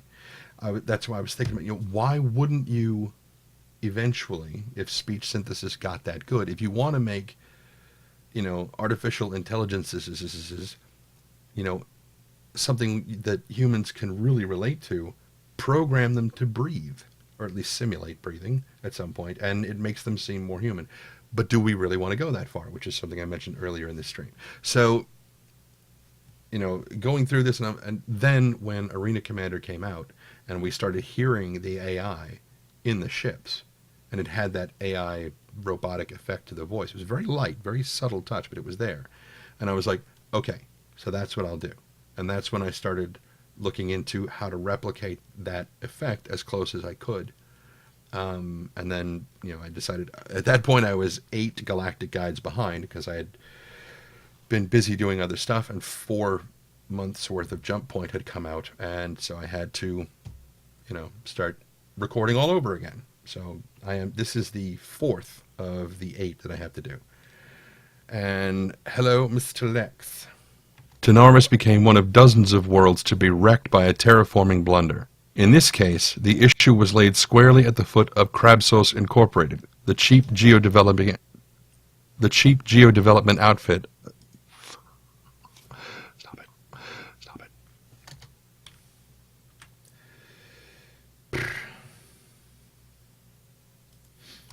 And yes, I was also thinking of Mr. Krabs while I was doing it. Krabsos Incorporated, the cheap geo-development outfit assigned to process the world. Some of them know. I mean, I don't know how many of them know. I know that Ben knows about it. I know that Will and James know about it. So the guys who were, in the community liaison level stuff, they definitely know about it because, they listen to them on occasion. I don't know about anybody else. I don't know if anybody else has heard it. I hope so. And I hope they like the idea of, because, okay, what I didn't say in my moments ago spiel about this whole thing was, the whole reason that I started this was to kind of apply to the company to be the voice of the central UEE library archive AI. That's what I want to do. And then after I started doing this, I realized the volume of lore that this game is going to have, the history about, I mean, individual star systems, I mean, the entire history of the UEE. I started realizing exactly how much, if they decide to do all of this, that I would have to do, which would be an insane amount of recording. I'd be happy to do it if they'd pay me, for it. Of Crabsos Incorporated, the cheap geo-development outfit assigned to process the world. Standard operating procedure. Okay. That part is fine. Outfit assigned to process the world. Standard. Whoa, wait. Process the world. Ooh, what the hell is that?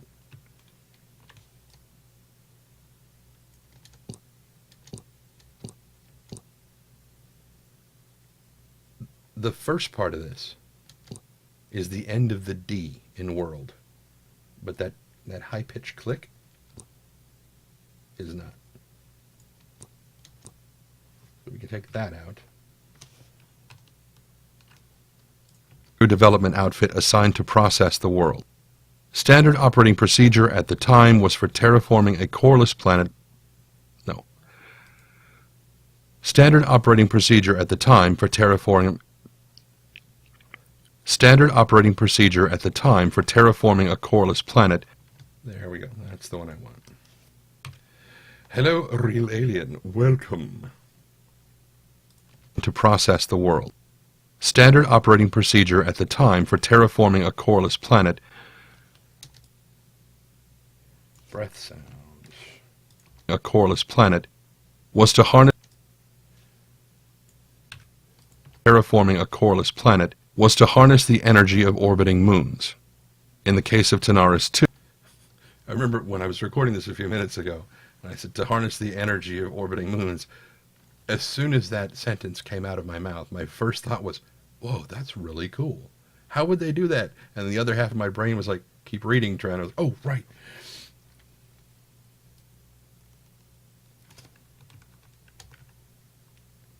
Forming a coreless planet was to harness the energy of orbiting moons. In the case of Tanaris 2, I'll shave a little bit of that off. Energy of orbiting moons. In the case of Tanaris 2, substandard parts and near slave labor meant that Crabsos managed to crack the... What? Oh.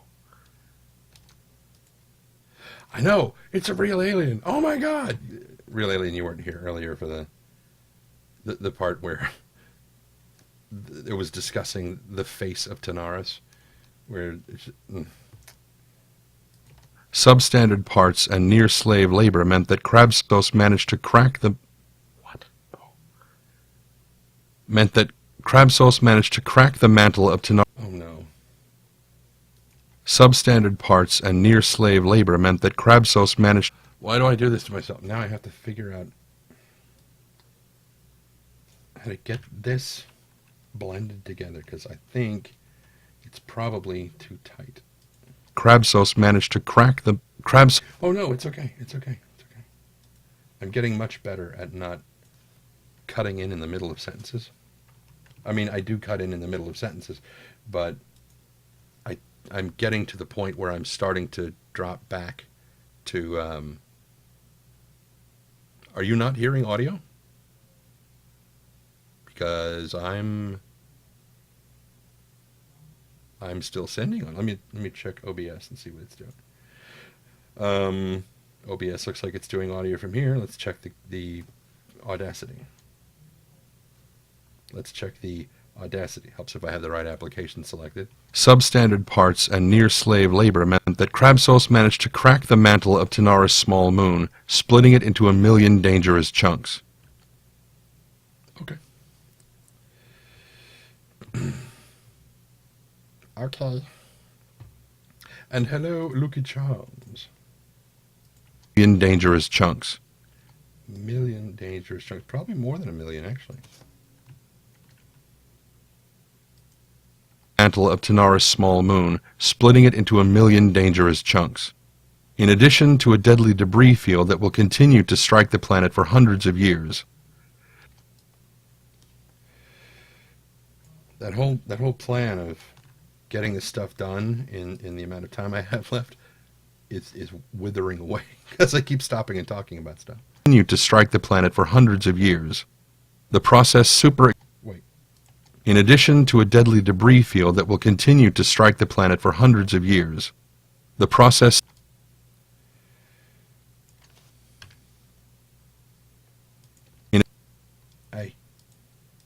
In addition to a deadly debris field that will continue to strike the planet for hundreds of years, the process superignited the terraforming machinery in orbit. Oh my god.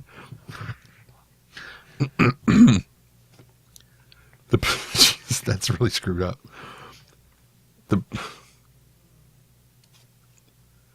The process superignited the terraforming machinery. Oh god, that's so cool. The terraforming machinery. The process. There we go. That's where I want it. To about there.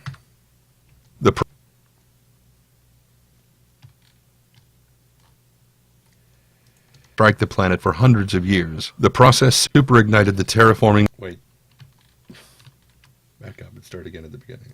In addition to a deadly debris field that will continue to strike the planet for hundreds of years, the process superignited the terraforming machinery in orbit. Several of the stacks continue to...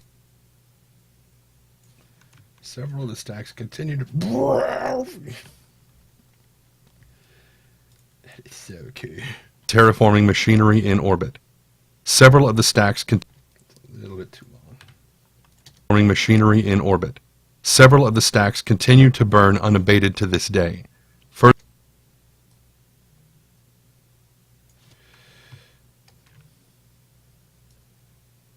That's an interesting, that brings to mind an interesting question, specifically about this. So, this was a terraforming blunder that occurred during the Messer era.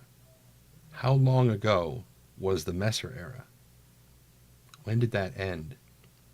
And that'll give you an idea of how long these terraforming units have been sitting there going, you know, on the surface of the planet. Several of the stacks continue to burn unabated to this day, further rendering the surface of the planet worthless slag. That's so sad.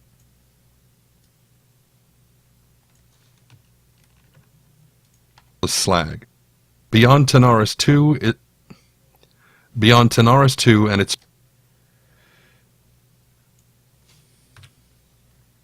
planet worthless slag. Beyond Tanaris 2 and its former moon is an extremely dense asteroid belt which must be traversed to pass the system. What? Okay. All right, yeah, that's what it says. Sorry, for a second that just read very strangely to me. Which must be traversed to pass the system. Traversed to pass the system. It just didn't sound right.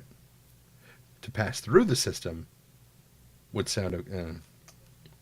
I mean, I understand what they were going for. It just sounded a little odd. Well, it's not a question of being a good question for Ben. I mean, all of the data is out there. We could look it up ourselves. Dense asteroid belt which must be traversed to pass the system. While it is a hazard to navigation, the first Tanaris belt is not particularly mineral rich and very... Breath sound.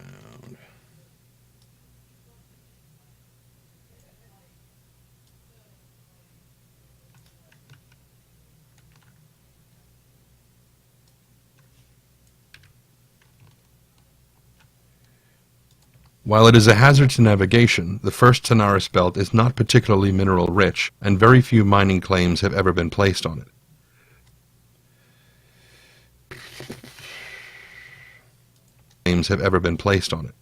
The best of the best smugglers consider it to be a good place to hide, and the occasional top-level pirate will set up an ambush point in the belt. Sure, mining claims have ever been placed on it. The best of the best smugglers consider it to be a good place to hide, and the occasional top-level pirate will set up an ambush point in the belt. Okay. And the occasional top-level pirate will set up an ambush. The best of the best smugglers consider it to be a good place to hide, and the occasional... Okay, that is a little bit too long. The best of the best smugglers consider it to be a good place to hide, and the occasional top-level pirate will set up an ambush point in the belt. Now, I don't know if that got all digital easy. Hang on. Top-level pirate will set up an ambush point in the belt. Damn it. I don't think I got over to it quickly enough. Anyway. No, I don't need OBS up. Shoo, go away. Thank you. When I start pushing my computer very heavily, and I think it's as it starts to get hotter in this room too, it starts getting that thing like that robo voice kind of thing, but not the one that I want. You know, when it starts like sounding completely digitized, like it's dropping frames and everything, the audio starts to stutter. My computer does that into the headphones quite often. It doesn't make it anywhere else in the system. It just sounds like it in my headphones. And so I sometimes wonder, oh shit, did that just screw up? And so I have to go back and listen to it. And it's like, oh no, it's fine. Up an ambush point in the belt.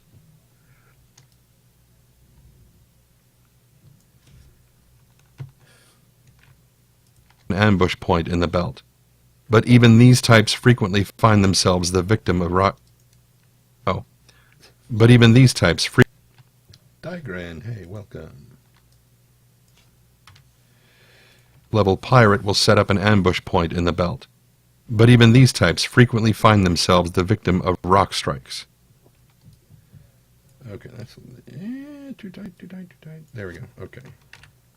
All right, so this is now ready for processing. Damn. There it is.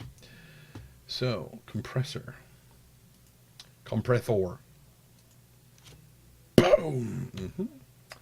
And then delay for that delicious AI sound.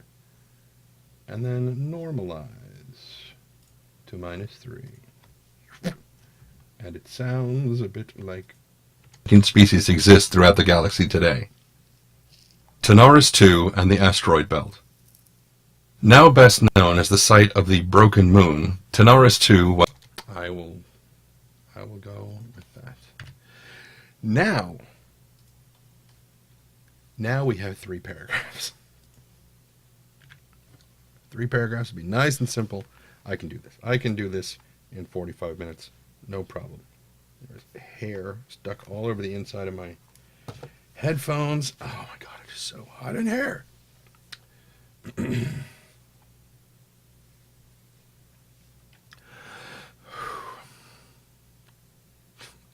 Tanaris III and the asteroid belt. Once upon a time, there was a little planet called Tanaris III. It lived near an asteroid belt. One day, the man with the yellow hat came along and said, "Hey, I need a companion for my monkey, Curious George. He likes to ride bicycles." And go to the zoo and fling poo at people. Anyway, this is where things are going to get tricky.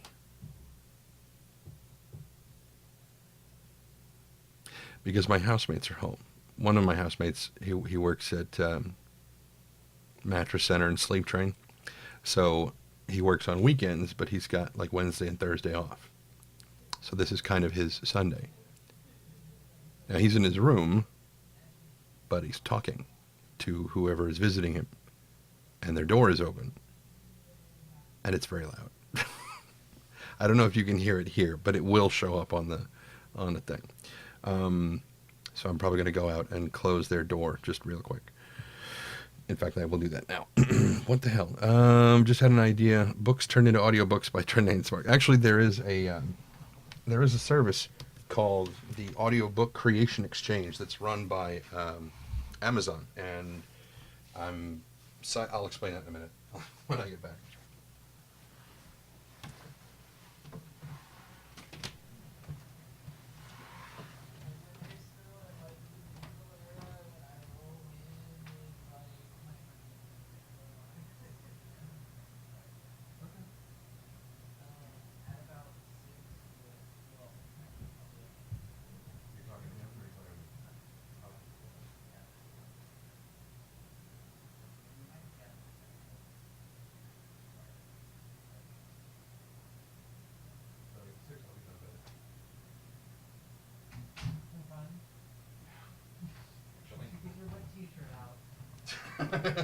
Soon.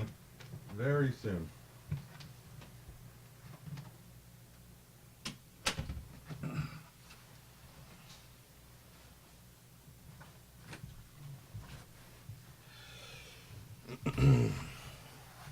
Okay. So yes, there is a service called the Audiobook Creation Exchange, or ACX.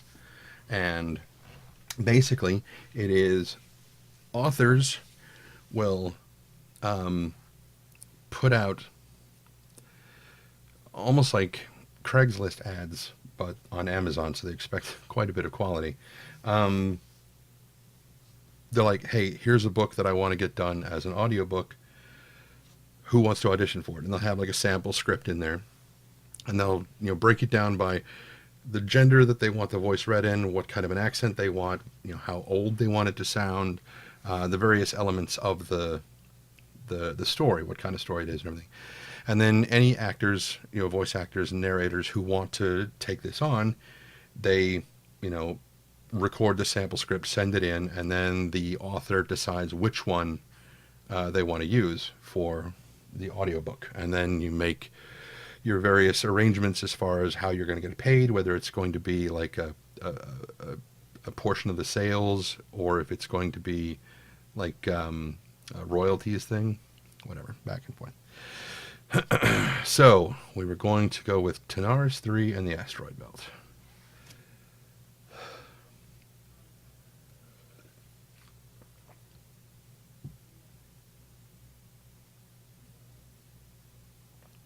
Now my other housemate has gone into the kitchen and is talking to yet another housemate.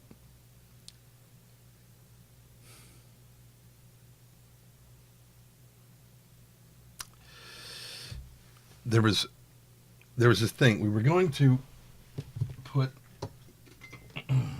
this light.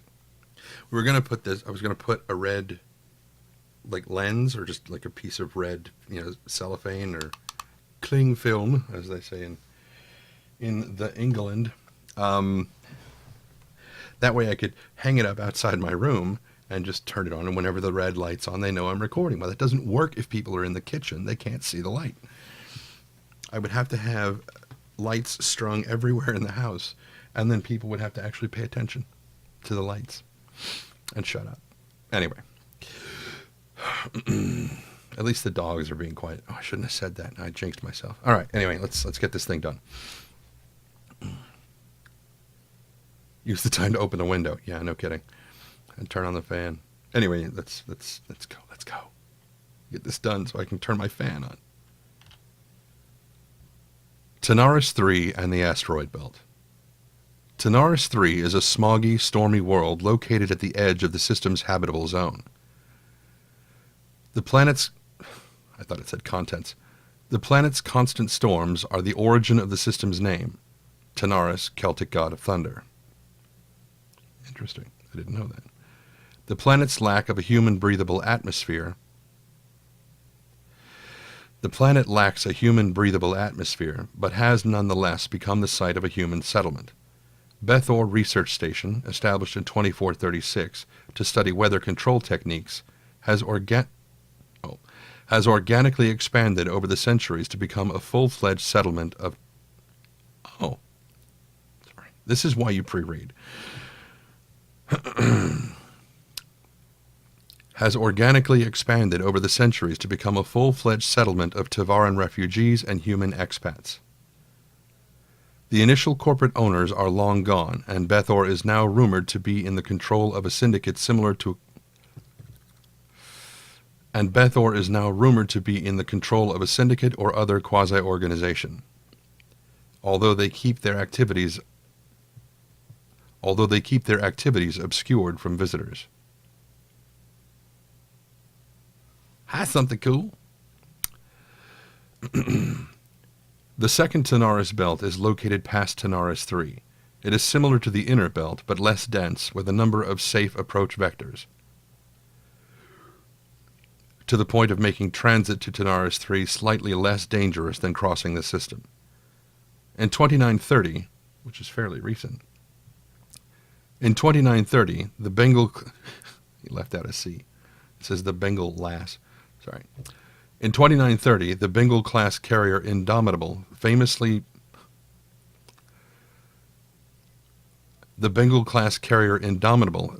suffered extensive damage trying to move through the second Tanaris.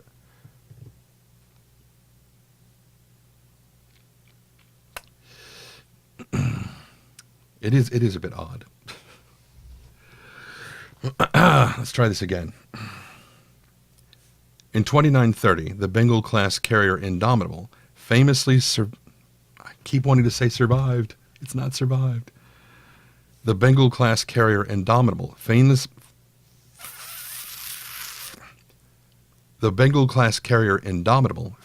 suffered extensive damage trying to pass through second Tanaris in pursuit of a pirate Q ship.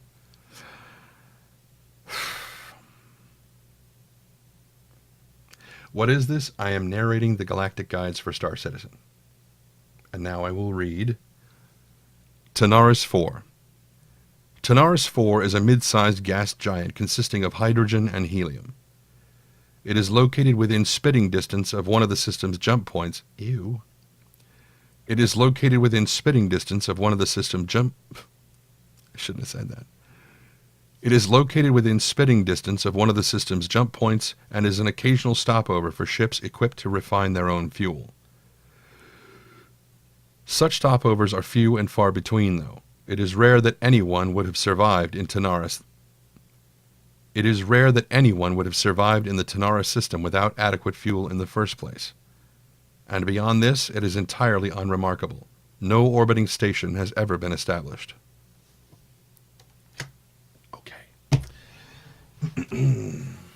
Now, since that's the end of the article, I'm going to open my window.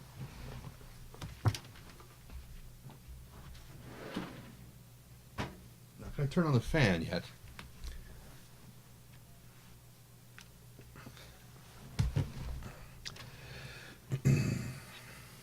All right. Let's finish this thing up. That one was a bit on the long side.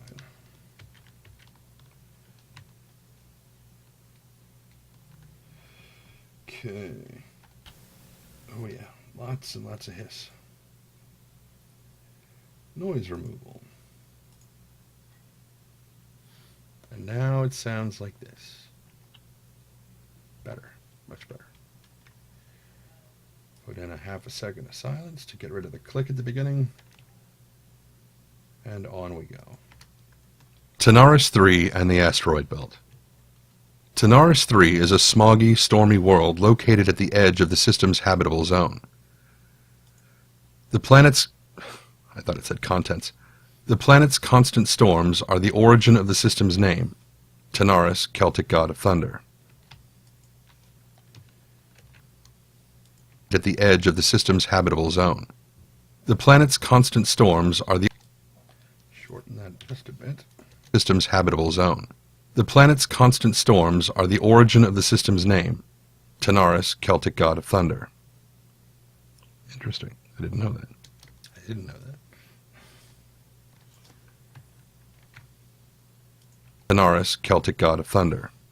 The planet's lack of a human breathable atmosphere. The planet lacks a human... A lot of side comments in this one from me because it says, "Oh, that's where the Tavaran went." Tanaris, as in the Tanaris Desert from WoW? No, as we just covered, actually. Tanaris, Celtic god of thunder. Yeah. The planet lacks a human breathable atmosphere, but has nonetheless become the site of a human settlement. Breath sound.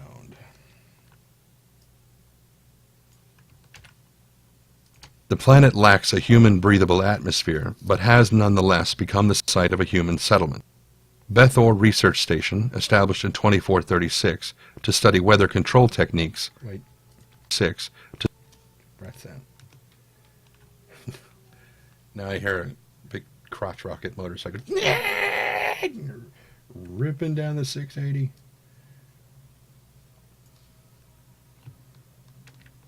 Which, oh, that may have been a mistake. That was a mistake. There we go. Research station established in 2436 to study weather control. Established in 2436 to study weather control techniques.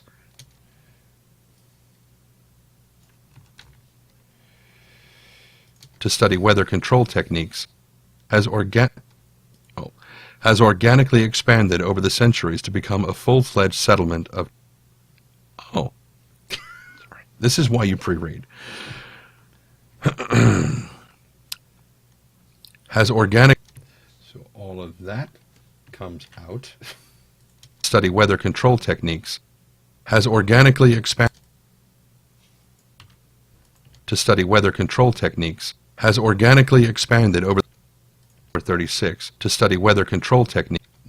Research station established in 2436 to study weather control techniques has organically expanded over the centuries to become a full... That sounds weird. Bethor Research Station established in 2436 to study weather control techniques has... No, that break is too long. I think this is the word techniques. 36. No, it's 36. This is too long. Or it might be too short. I don't know. 2436 to study weather control. It just sounds really freaking weird. Let's make it a bit longer. 2436 to study weather control techniques. This is going to be rough. 2436 to study weather control techniques has organic... All right, I'll leave it there. Once I add the AI voice effect, it should be much smoother. 2436 to study weather control techniques has organically expanded over the centuries to become a full-fledged settlement of Tavaran refugees and human expats. You think you heard 69? It's possible.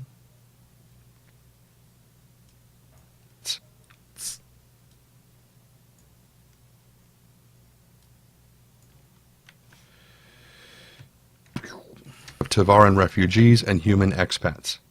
The initial corporate owners are long gone, and Bethor is now rumored to be in the control of a syndicate similar to...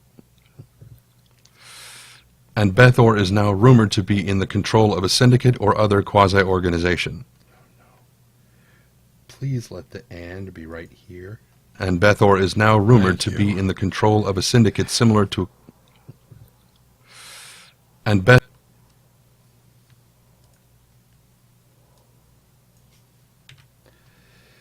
The initial corporate owners are long gone, and Bethor is now rumored to be in the control of a syndicate or other quasi-organization.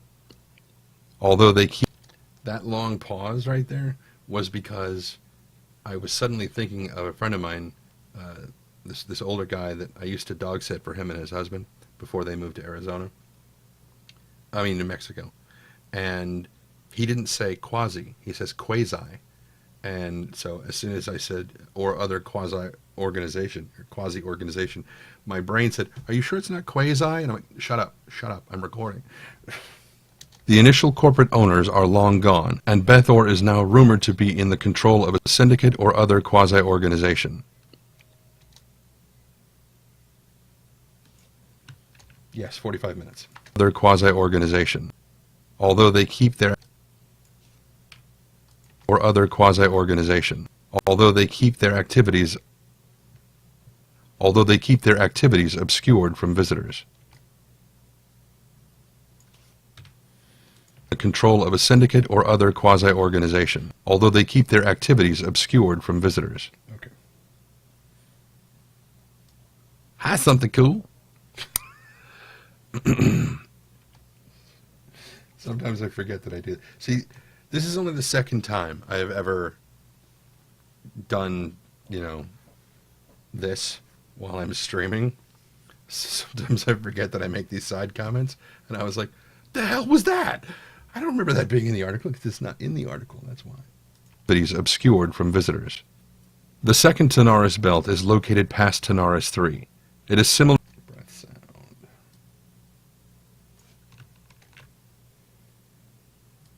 The second Tanaris belt is located past Tanaris 3.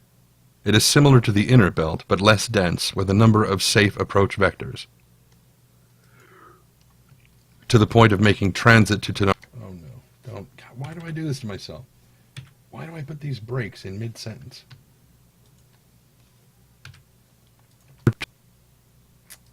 It is similar to the inner belt, but less dense, with a number of safe approach vectors, to the point of making transit. No, that needs a little bit more. Not that much more, but, you know, maybe about that much more.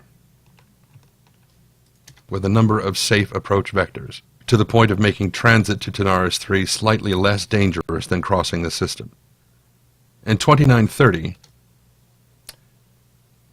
I get the feeling that this was another one of those things where I wound up, you know, flubbing this for a while. In 2930, which is fairly recent, in 2930, the Bengal... he left out a C. It says the Bengal Lass. Sorry. In 2930, the Bengal-class carrier Indomitable famously... The Bengal-class carrier Indomitable famously suffered extensive damage trying to move...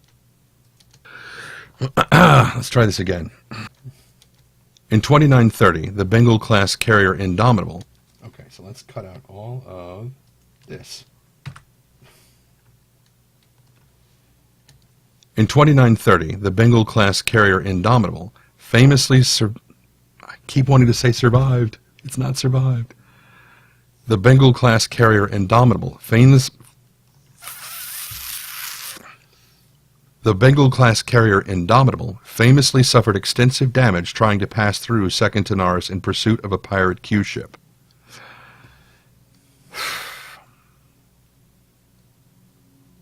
What is this? I am narrating. Okay, so this means that I have to cut here. Famously oh no. I keep wanting to say survived. It's not survived. The Bengal-class carrier Indomitable The Bengal famously... Shit. In 2930, the Bengal... Oh. Now I have to cut in right in the middle of that.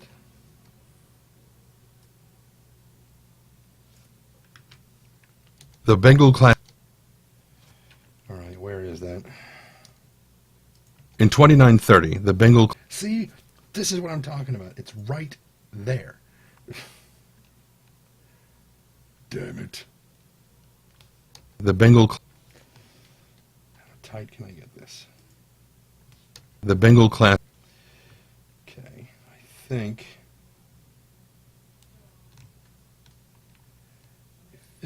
The Bengal-class carrier Indomitable famously the Bengal... Okay. Get in here real tight on this thing, right about there. Let's hope this works. If it don't, we'll know real quick. In 2930, the Bengal-class carrier Indomitable famously suffered extensive damage trying to pass through Second Tanaris in pursuit of a pirate Q ship. I was worried about that one. That's the kind of thing that I do, where the two words bleed together, and then I have to grab something from like 15 seconds later and strip everything out of the middle and sink the two. Oh, man, sometimes it's really rough. In pursuit of a pirate Q ship. What is this? I am narrating the Galactic Guides for Star Citizen. I don't need that in there. And now I will read Tanaris 4. Through Second Tanaris in pursuit of a pirate Q ship. Tanaris... A little bit more pause. In pursuit of a pirate Q ship. Tanaris 4. It's a little bit too much pause. Too much pause? Is that possible? Trying to pass through Second Tanaris in pursuit of a pirate Q ship. Tanaris 4. Okay. Tanaris 4 is... Too much pause there, though. Tanaris 4. Tanaris 4 is a mid-sized gas giant consisting of hydrogen and helium. Nope, that's the end of the M. I don't want to cut that off. There we go. Consisting of hydrogen